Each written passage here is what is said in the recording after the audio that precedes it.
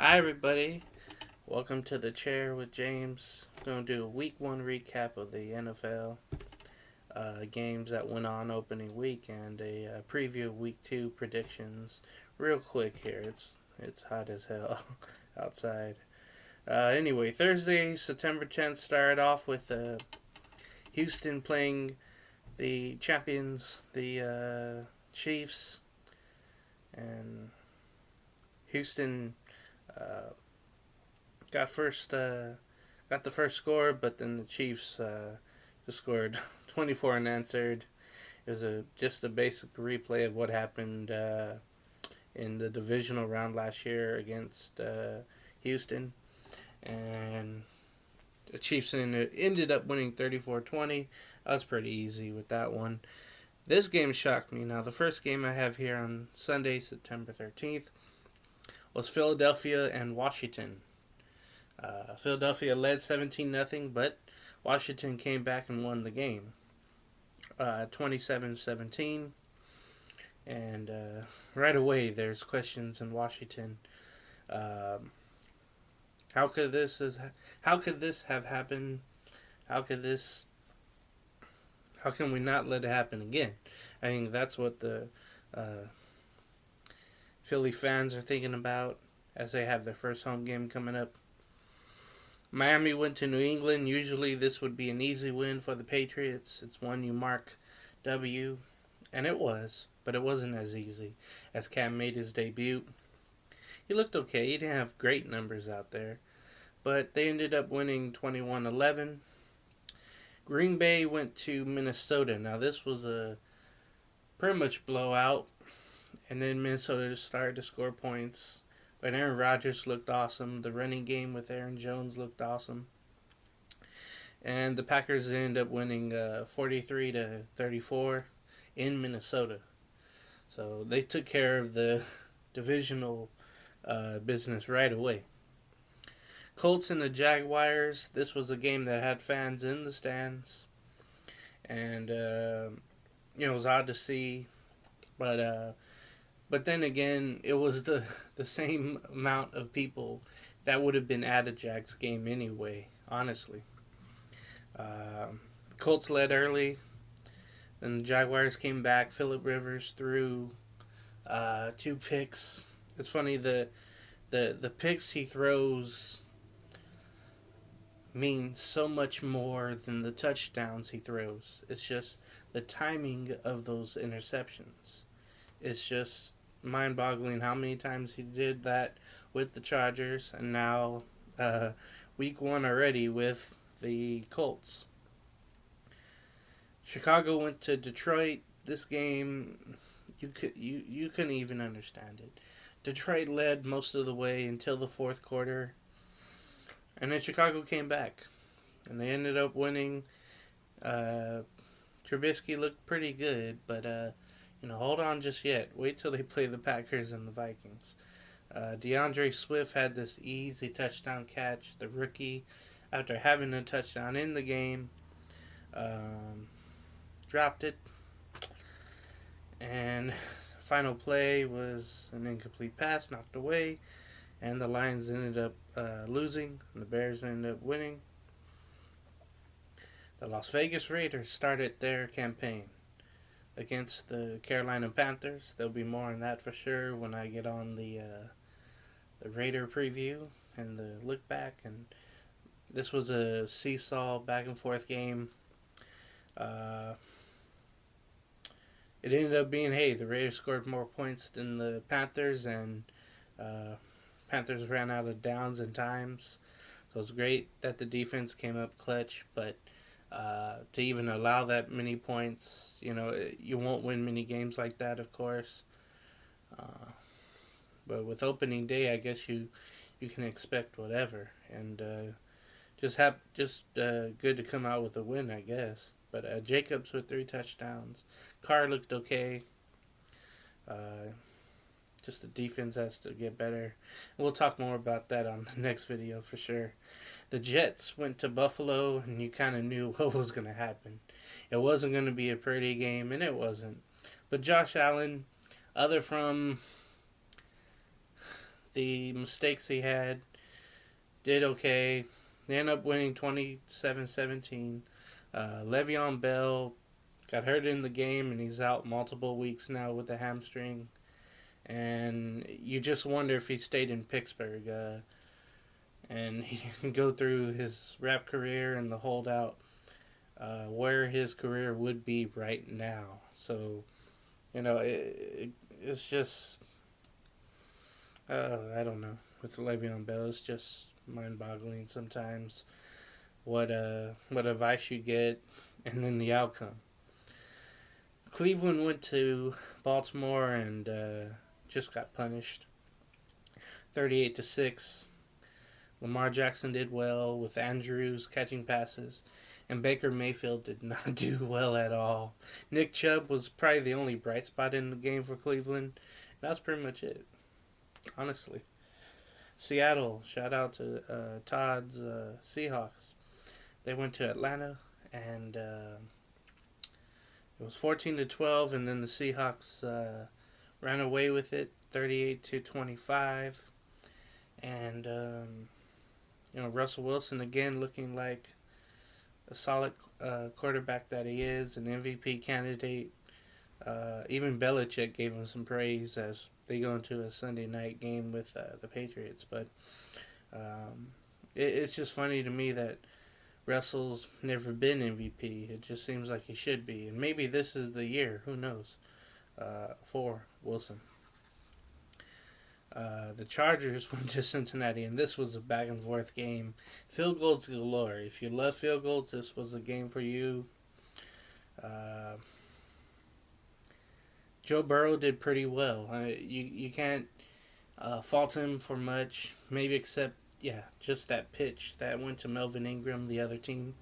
But what happened at the end of the game, it was 16-13. Burrow went on this great drive downfield, got in field goal range, and Randy Bullock, the kicker of the Bengals, just missed wide right, and it was a chip shot. A friend said it was, a layup in basketball. That's how much of a easy field goal it was that was missed. And now what's funny is that the announcers, everybody thought, oh my God, he pulled a hamstring, but he was reaching for his calf right after he missed the field goal. Well, it comes out he was faking it, and he's fine, according to the coaches in Cincinnati. So it's just one of those scenarios you always see. Oh my God, I hurt myself. Oh, that's why I missed. Well, this isn't true, of course. So this game I didn't think would happen, or it might have been moved, but Arizona went to Santa Clara to face the San Francisco 49ers. This game again went back and forth. Kittle got hurt in this one. Some key injuries coming up for the 49ers, but their running backs did well. Mostert and Coleman did very well. But the debut of Hopkins with Murray and Fitzgerald worked out, along with Kenyon Drake scoring. Hopkins had a key touchdown late in the game. Murray used his feet and rolled out and made stuff happen. And that was great to see with Kyle Murray. And the Cardinals, as they held on, their defense held on late to win 24-20. It was good to see. If you're a Cardinal fan, you've been hoping for a winner for a little while now. And maybe you got something. If you could beat the Niners in Santa Clara, I know they had a close game last year and they almost beat them.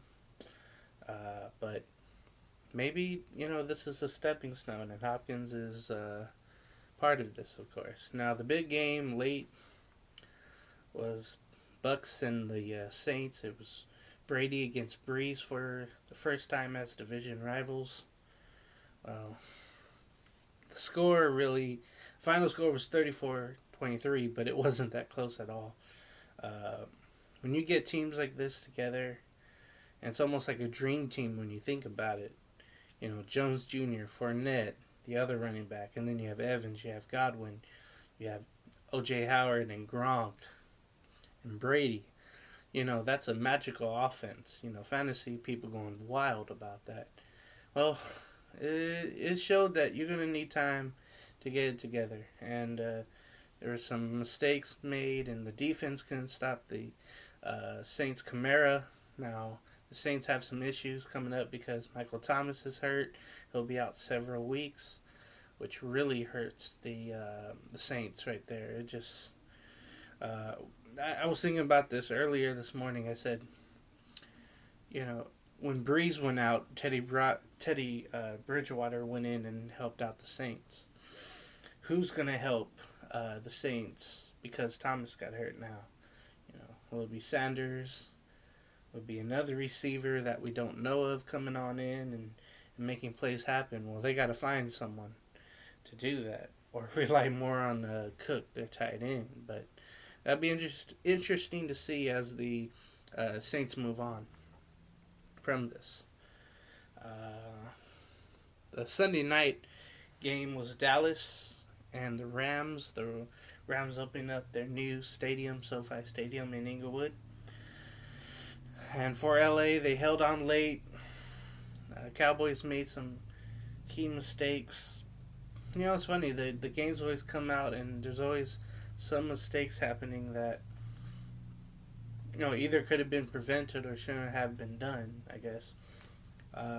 With the Rams, their offense was pretty consistent. They're moving the ball well. Goff had a pretty good game. Now, it was back and forth, but the only thing is, with 7 minutes to go, and I don't know if this call came from above Jerry Jones down to McCarthy, but they went for it on the 4th and goal, in which they could have just had a field goal to tie the game at 20. Instead, they went for it on 4th down, and the Rams held. And they get another try at it, but too late, because there was what people say a bogus penalty on the receiver for Dallas. I think it was Gallup, pushing off on Ramsey. There wasn't much contact, but Ramsey sold it, and he's worth all that money to sell it, so it paid off, I guess. And A.J. Green had a thing like that with the Bengals, pushing off on Casey Hayward of the Chargers. And that's why it came down to that missed field goal by the Bengals to lose. But we would have been in that situation if the Cowboys just went in and tied it. The game probably would have went in overtime, and who knows? We would be talking about a Cowboy victory instead of a Rams opener victory. So, 2017, the Rams win. Now, the doubleheader for Monday Night Football, it was a snoozer in the first one. After Jones looked okay in the first quarter, he went Eli, basically, on everyone. Throwing some picks. It was a fumble. And this Steeler defense, too good as it is, took advantage of it and made plays. And the running game with Snell did well, and Connor. And James Washington had a great touchdown. Absolutely with heart and will trying to get in the end zone, and he did, breaking 3 tackles. That was pretty awesome to see. And then Big Ben, seeing him play. I thought he should have retired maybe 2 or 3 years ago. But, again, he was limping after one play where he was hit. So that was kind of scary. But as a Steeler fan, you're used to that now. You're used to him getting injured or limping or missing games. And there's no guarantee, of course, he'll play the whole season. And but the Steelers hold on opening night for them, 26-16. Barkley was held to minus yards on the ground. That shows you the Steelers were keyed on Barkley, making sure he didn't get much. He did have a long pass reception. It was basically a little flat pass that went for a large gain. But that was pretty much the highlight for the Giants. Other from Jones throwing a great pass to Shepard over the middle for a touchdown. But from that, the last Monday night game of Week 1 was Tennessee and Denver. Now, this was a tight end touchdown game. Both starting tight ends were able to catch touchdowns and make big impacts. But Tennessee couldn't get Brown going over the middle.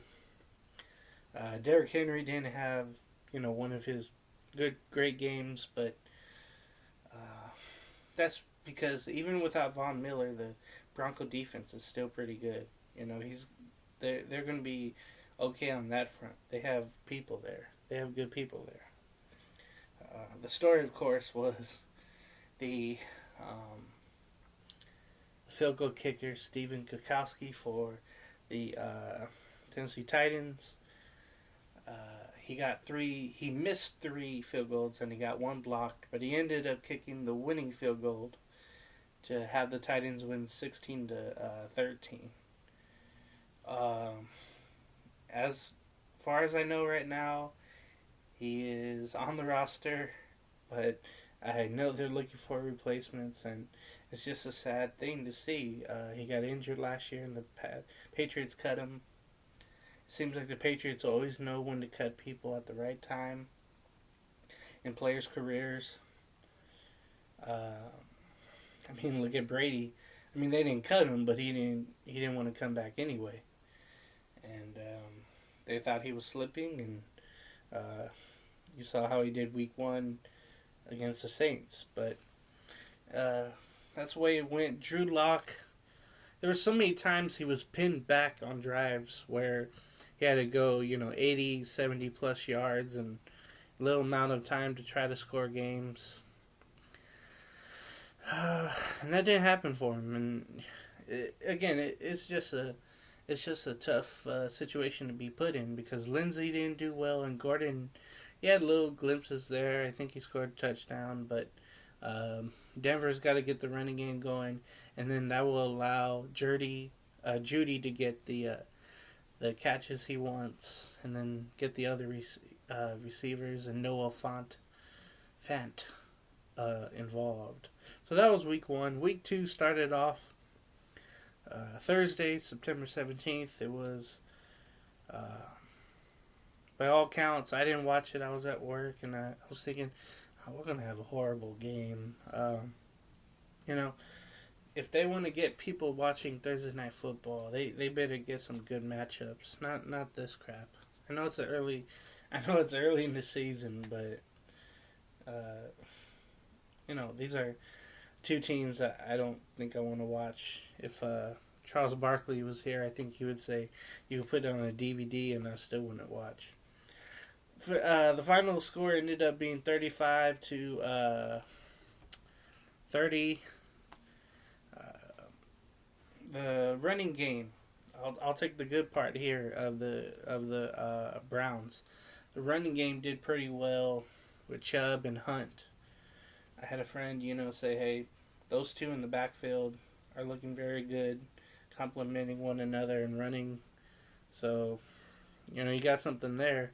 You have Odell Beckham that showed a little bit, Landry that showed a little bit, and Baker Mayfield did pretty well. He was getting those passes right to Hooper, the tight end, for key 3rd down conversions. That was pretty good to see.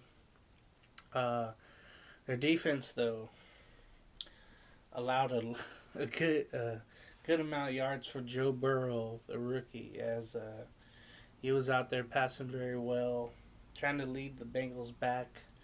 A.J. Brown caught some key passes.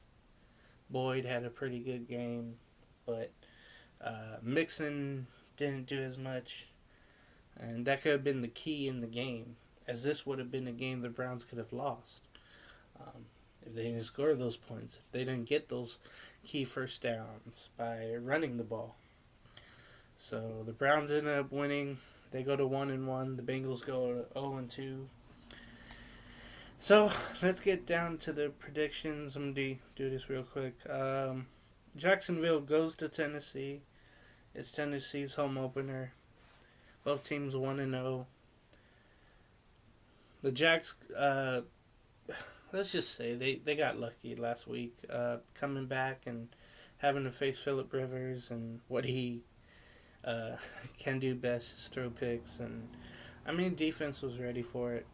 This time, they always have an issue trying to stop Derrick Henry. Remember that long run he had against the Jaguars a few years back on Thursday Night Football? It was one of those classic runs you'll forever see, I guess.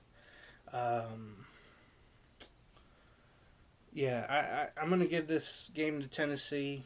I don't see Jacksonville winning. Tannehill, if he manages the game well, if he's able to get key first down pickups, I think Tennessee wins. And with all these games, I forgot to mention, the Browns had fans in attendance, at least for the first two seating levels. They're all spaced out. I wonder if teams will start following that trend, or if it's just certain states doing it, and we know who those states are. Maybe you'll see that in Tennessee. Who knows? So keep track of that. If you see fans in the stands, that would be funny. Carolina and Tampa Bay. So Carolina own one, Tampa Bay own one. This is a game home opener for Brady. I know nobody's there, but he's got to come out looking great. He's got to get Gronkowski involved and receivers involved. The running game has to be great. You're playing a defense that just gave up 34 points to the Raiders. If things go right, I think Tampa Bay will win pretty easily. Carolina, they had more. They had Samuel do work, and then they had McCaffrey running. And you could do that against the Tampa Bay defense, as the Saints showed. I know they're the Saints, but I think Tampa Bay gets that win. Denver goes to Pittsburgh. If you can't run against the Steelers, you're probably not going to win the game. Drew Lock is going to have to throw into tight coverages, and most likely he'll throw some picks. I'm going to go with Pittsburgh in that game. The Rams, by the way, Denver 0-1, Pittsburgh 1-0. The Rams are 1-0 going to Philly, who's 0-1. Already the Philly media is getting on Carson Wentz and Peterson and all the Eagles. Their lucky fans aren't there. If they lose to the Rams, that would be devastating to the Eagle players for sure. And I think I'm going to go that way. I'm leaning more toward the Rams. But I would say Eagles, but where's Zach Ertz? I mean, they used Dallas Gobert, and he did pretty well. But that Rams defense did pretty well Sunday night. I'm going to give the slight edge to the Rams. Maybe the win by a field goal in Philadelphia. In this game, both 0-1. The 49ers go to the Jets. You've seen what the Jets look like. This game won't even be close. I think the Niners will win probably by at least 20. The ground game will have a field day. Jimmy G, even without Kittle and without Samuel, will find his receivers and make things happen, whether on screen passes to running backs. I think they'll win pretty easy. Next game is Buffalo going to Miami. Buffalo 1-0. Miami 0-1. Now this game, I can't trust Fitzpatrick. He threw some horrible passes and picks. And against Buffalo's defense, that's going to happen. And you're going to stop the run. And you better hope your tight end will get open for Miami. So if the running game does well with who they have, and you get Diggs involved and Josh Allen making things happen, eliminating mistakes and running well with the ball, I see Buffalo winning easily. Minnesota goes to Indy, both 0-1. I don't know. This game, I really don't know, because you see how the Vikings looked. You see how the Colts looked. The Vikings were behind the whole game, playing the superior team. The Colts had the lead and blew it against a bad team. Well, the Jags are 1-0, but still. So this game, I really don't know. I mean, you got a great Colts team on defense. If you're not put in bad situations, like having to go back on the field after Rivers throws a pick, that's the issue here. If Rivers throws picks, the defense has to go back on. They're already tired because they've had to be on the field a long time. If that doesn't happen, then the Colts should win this game. I think their defense will do enough. I'm going to go with the Colts. It might be surprising, but I will. The 0-1 Lions go to Green Bay, who's 1-0. This game is going to be really easy. Galladay, again, a question mark if he'll play. I think the Packer defense will stuff the Lions and frustrate Stafford and not give him time to go throw to his options. Yeah, give me the Pack very easily in that one. The Falcons go to Dallas. Now, both are 0-1.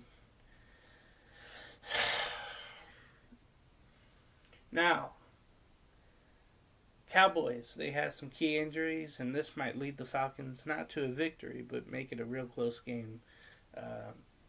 With Elliott, I think he'll be able to run the ball very well. Hopefully, this will be a game, if you're a Cowboy fan, that Prescott will throw to Lamb very well and often. Get Gallup involved. I think the Cowboys will outscore the Falcons. But I see this as a high points game, because you have Ryan and Jones, and maybe Gurley will get the ball, who knows, and score. So I got Dallas in the shootout. Giants go to Bears. Both are, Giants are 0-1. Bears are 1-0, barely. Now with this game, if you saw what the Steelers defense did to Barkley, maybe this will happen to with the Bears and Barkley, but not as much. Barkley will get some yardage, but not as much as we think. That Bears defense is still pretty good, and they showed it after having a bad first half. They just got to pressure Jones into throwing picks, and really keen on Barkley like the Steelers did, and I think that's going to happen. Trubisky playing a bad defense. Now, this is where he has to really step up. And this is where the running game has to get going. And then you find Allen Robinson the third out there to catch passes. So I'll go with the Bears. The 1-0 game between Washington and Arizona. Now, this will be amazing if Washington wins. But I got Arizona. I think maybe, I know it's early in the season, but I really like what Arizona's doing with Kyler Murray rolling out. Whatever I was mentioning during the Niner game, I like what he was doing. He was rolling out, finding people, mixing it up, running and passing. Having DeAndre Hopkins is really good. The Washington defense is going to have to be perfect with Sweat, Chase Young. They're going to have to be really perfect in order to make this happen. You're facing a running quarterback that can make things happen. So a lot of happening has to happen, I guess. But I'll take Arizona slightly in that one. Kansas City goes to the Chargers as the Chargers open up their time at SoFi Stadium in Inglewood. I don't think this game will be close. I think the Chiefs will win by at least 13. And they've had some time off, obviously. The Chargers just barely defeated the Bengals. I see the Chiefs winning easily again. They'll get the ground game going with the rookie from LSU. They'll get Mahomes rolling out, making things happen. The only hope is that Tyrod Taylor gets pulled and Herbert comes in and starts throwing darts. I guess that's only Chargers' hope there. They don't have much of a running game, but they got to get the passing game going. And they lost a key player in defense too. Did the Chargers? But that's not going to matter. I think the Chiefs will win. Baltimore goes to Houston. Now this game is interesting because it's really going to show what Houston has lost without Hopkins. With David Johnson running against that Baltimore defense, I think the Ravens win this one by at least 10. I think the show will go on with Lamar and Andrews. Be great if they have a running game going. Ingram has fallen off, so a rookie has came and or J.K. Dobbins has emerged, and he'll be something to watch for. That Texan defense is going to have to play perfect. J.J. Watt's going to have to chase Jackson around, but I think he's too fast for Watt, of course. So I'll go with the Ravens pretty easily. The Sunday night game, New England goes to Seattle. Now, both are 1-0.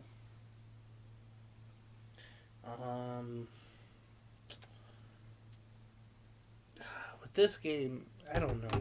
I see Seattle winning very easily. These aren't your, babies, Patriots. These aren't your sons, Patriots. These aren't even your brother's Patriots. They're your father's, grandfather's Patriots, right? Without Brady going into an environment like Seattle, even though there's no fans, but still winning on the road is very tough in the NFL. I'll go with Seattle, but maybe just by 10. I don't think it would be that easy. I think Cam will do some running, but it's up to those linebackers and the defense of Seattle to stop Cam. So that'd be very tough for Cam. They got to get that running game going, and then finding Edelman, but it's going to be tough with the Seattle secondary. So I'm really confident with the Seahawks winning. And the Monday night game, as you can see behind me, big Raider fan, so I'm very pumped up for that. New Orleans comes to Las Vegas to open up Allegiant Stadium. I'll do this one quick because I'm going to have a whole preview show about it. With New Orleans, they just lost Michael Thomas, and that's going to be very tough for them. But Drew Brees will always find a way to have someone open, working with all the receivers and all the tight ends. I still think they'll put up a lot of points in the game. Their defense is pretty good as well. I don't know if the Raiders can win this game. They're going to have to do it by a field goal. Everything's going to have to go right. Jacobs is going to have to run very well. Again. And then Ruggs is going to have to be great as a rookie against a great defense. It's going to be pretty tough. And you got to get Renfro involved and Jones and the tight ends Waller and Morneau. Be interesting to see if the Raiders do have that 3 tight ends set with Waller, Morneau, and Jason Witten. That'll be very interesting to see as they pull out all the strings maybe for this Monday night game against the Saints. But if there's a God, if there's hope, hopefully the Raiders will open up Las Vegas with a W by a field goal. That's a hope, but we'll see what happens. And we'll see you next time on the chair. This has been the Week 1 recap and the Week 2 preview and predictions of the NFL season. And we'll see you next time on the chair. Later.